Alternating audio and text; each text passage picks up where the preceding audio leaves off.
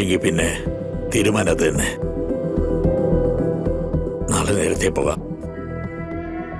സകല പൊട്ടിത്തെറികളും പ്രതീക്ഷിച്ചുകൊണ്ട്. രാധയും നവീനും തമ്മിൽ ഇനിയൊരു ബന്ധം വേണ്ട.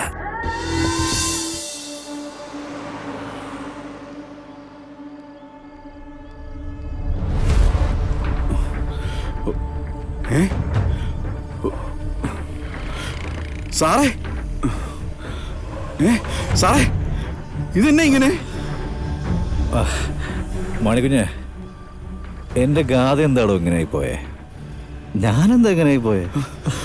സാർ, എല്ലാം പോയടോ, എല്ലാം കൈവിട്ടു പോയി. സാർ എന്തിനാ കുടിച്ചേ? ബോധം മറയാനാടോ. ബോധമുള്ളത് പ്രശ്നമാണ് കുഞ്ഞെ. ബോധം ഉണ്ടെങ്കിലേ നമ്മൾ നമ്മളെ കുറിച്ച് ചിന്തിക്കും, നമ്മളെ സ്നേഹിക്കുന്നവരെ കുറിച്ച് ചിന്തിക്കും.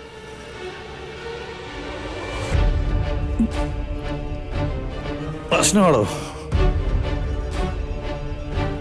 ചിന്തിക്കുന്ന തന്നെ പ്രശ്നമാണോ? ഒരു ചിന്തയും വേണ്ട, ഒരു ചിന്തയുടെ ആവശ്യമില്ല. സാർ എഴുന്നേറ്റേ, എഴുന്നേക്കാൻ.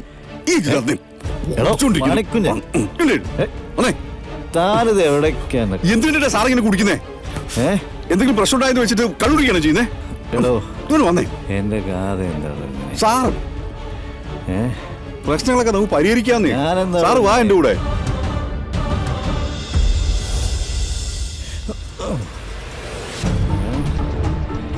നമ്മളെവിടെ എത്തി?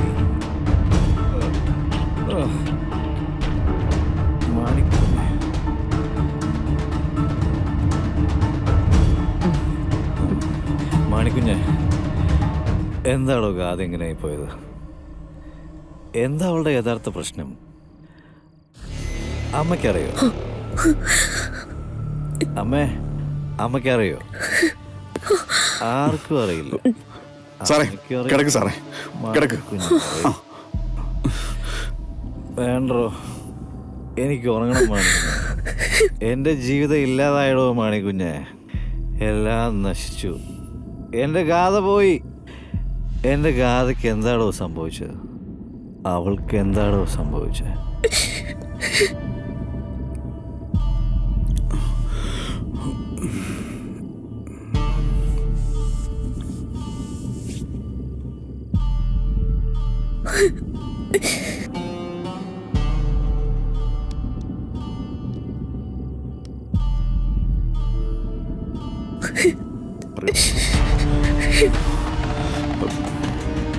വഴിയിലെടുത്ത് കാറ് കിടക്കുന്നത് കണ്ടാ ഞാൻ ചെന്ന് നോക്കിയത്. സാധനം എന്തോ പറ്റില്ലോ എന്ന് പറഞ്ഞ് പേടിച്ച് ചെന്ന് നോക്കിയപ്പോഴാ മദ്യത്തിന്റെ മണം. കണ്ടോ അമ്മേ, എന്റെ മോന്റെ അവസ്ഥ കണ്ടോ? പറഞ്ഞിട്ട് കാര്യമില്ല സുമിത്രേ, നമ്മളിതൊക്കെ മുൻകൂട്ടി ചിന്തിക്കേണ്ടതായിരുന്നു. ഇറങ്ങിപ്പോയവൾക്ക് ഒരു പ്രശ്നവും ഇല്ല. അവളുടെ മമ്മിയുടെ അടുത്ത് ക്യാഷ് ഉണ്ട്. ഇനിയിപ്പോ നവീനെ കളഞ്ഞിട്ട് വേറെത്തിനെ കെട്ടണമെന്ന് പറഞ്ഞാലും അതിപ്പോ നാളേക്ക് നാളെ തന്നെ നടക്കും. ആ, അവൻ ആത്മാർത്ഥമായി സ്നേഹിച്ച് ഒരുത്തി അവഗണിച്ച് വലിയ കൊട്ടാരക്കെട്ടൊക്കെ നോക്കി പോയതാണല്ലോ. ഇപ്പതേ ചെക്കൻ കയ്യൊന്നും പോയി മുഴുക്കുടിയനുമായി. അമ്മായി, ചത്തി കിടക്കുന്നവരെ കുത്തി തിന്നുന്ന കഴുകന്മാരെ കണ്ടിട്ടുണ്ട്.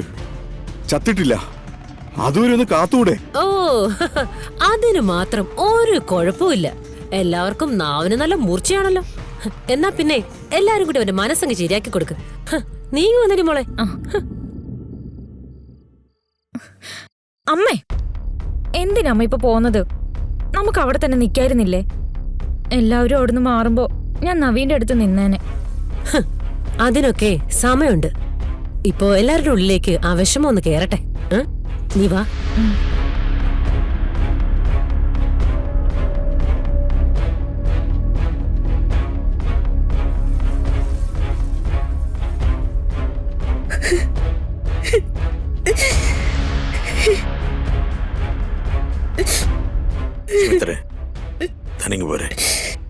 ഇല്ല നന്ദേട്ടാ, ഞാൻ ഇവിടെ ഇരുന്നോളാം.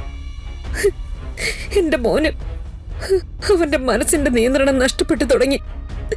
അതാ ഈ കാണുന്നത്. നന്ദ, ഒന്ന് വന്നേ.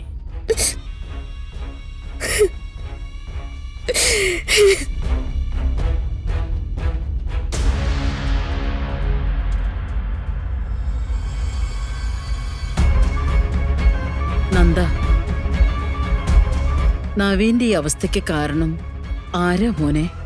ഞാനോ നീയോ അല്ല. നവീന്റെയും ഗാഥയുടെയും ബന്ധത്തെക്കുറിച്ച് ആരുടെ നാവിൽ നിന്നും ഒരു കുറ്റപ്പെടുത്തുന്ന വാക്ക് വന്നാലും അത് കൊള്ളുന്നത് എനിക്കും നിനക്കുവാ. എന്റെ മോന്റെ അവസ്ഥ കണ്ടിട്ട് എനിക്ക് സഹിക്കുന്നില്ല അമ്മേ. മദ്യപിച്ച് നിലതെറ്റി റോഡിൽ എവിടെയോ കിടക്കുന്ന അവസ്ഥയില് നമ്മുടെ നവീൻ. ഇതൊക്കെ ഓർത്തിട്ടാ ഞാൻ പറഞ്ഞത് എത്രയും പെട്ടെന്ന് ഒരു തീരുമാനം എടുക്കണമെന്ന്. പറഞ്ഞിട്ട് എത്ര സമയമായി? എന്നിട്ട് എന്തെങ്കിലും നീ ചെയ്തോ? അങ്ങനെ എളുപ്പം ഇല്ലാതാക്കുന്ന കാര്യങ്ങളല്ലല്ലോ. അത് കഴിഞ്ഞാലുള്ള പ്രശ്നങ്ങൾ കൂടി ആലോചിക്കണ്ടേ? ഇന്ന് അവൻ മദ്യപിച്ചു, നാളെ അവന് ജീവൻ ഒടുക്കണമെന്ന് തോന്നിയാലോ? അങ്ങനെ എന്തെങ്കിലും സംഭവിച്ച പിന്നെ ജീവിച്ചിരുന്നിട്ട് കാര്യമുണ്ടോടാ നമ്മള്? അമ്മേ, അവന്റെ മനസ്സില്ലാതാക്കുന്ന ഈ ബന്ധം തുടർന്നു പോയാല് അവനെ നമുക്ക് നഷ്ടപ്പെടുന്നെന്താ? എന്ത് തീരുമാനിക്കാനുണ്ടെങ്കിലും ഈ ഒരൊറ്റ രാത്രിയേ ഉള്ളൂ. നേരം വെളുക്കുമ്പോ ഇതിനൊരു മറുപടി ഉണ്ടായിരിക്കണം. ഇനി ഞാൻ വേറൊന്നും ആലോചിക്കുന്നില്ലമ്മേ. നാളെ നേരം വെളുക്കുമ്പോ ഞാൻ സിത്താര അടുത്ത് പോവും. കാര്യങ്ങൾ വിശദമായിട്ട് സംസാരിക്കാം. നമുക്കിനി ഇങ്ങനൊരു ബന്ധം തുടർന്നു പോകാൻ താല്പര്യമില്ല എന്ന് തന്നെ പറയാം. അവൻ വിഷമിക്കും. അവനെ നമ്മൾ ചതിച്ചതാണെന്ന് അവൻ നമ്മുടെ മുഖത്ത് നോക്കി പറയും. അതൊക്കെ നേരിടാനുള്ള ത്രാണി വേണം നമുക്ക്. ഒക്കെ നമുക്ക് സഹിക്കാം മോനെ. നമ്മുടെ മോന്റെ നന്മയല്ലേ നമ്മൾ ആഗ്രഹിച്ചിട്ടുള്ളൂ. അമ്മ നാളെ അമ്പലത്തിൽ പൂജയ്ക്കോ മറ്റോ കൊടുക്കാനുണ്ടെങ്കിൽ കൊടുക്കണം. സിത്താരയ്ക്കും ഗാഥയ്ക്കും മുമ്പിൽ നിന്ന് സംസാരിക്കുമ്പോ എനിക്ക് മനസ്സിന് ബലം കിട്ടാനൊന്നുമല്ല. എല്ലാം കഴിയുമ്പോ അത് താങ്ങാനുള്ള ബലം അവന്റെ മനസ്സിന് കിട്ടാനാ. അതൊക്കെ ഞാൻ ചെയ്തോളാം. അവനെ സ്നേഹിക്കുന്ന നമ്മള് അവന്റെ ചുറ്റും ഇല്ലേടാ. അവൻ എന്ത് വീഴ്ച വന്നാലും നമ്മൾ അവനെ താങ്ങും. എങ്കിൽ പിന്നെ തീരുമാനം അത് തന്നെ. നാളെ നേരത്തെ പോകാം. സകല പൊട്ടിത്തെറികളും പ്രതീക്ഷിച്ചുകൊണ്ട്. ഗാഥയും നവീനും തമ്മിൽ ഇനിയൊരു ബന്ധം വേണ്ട.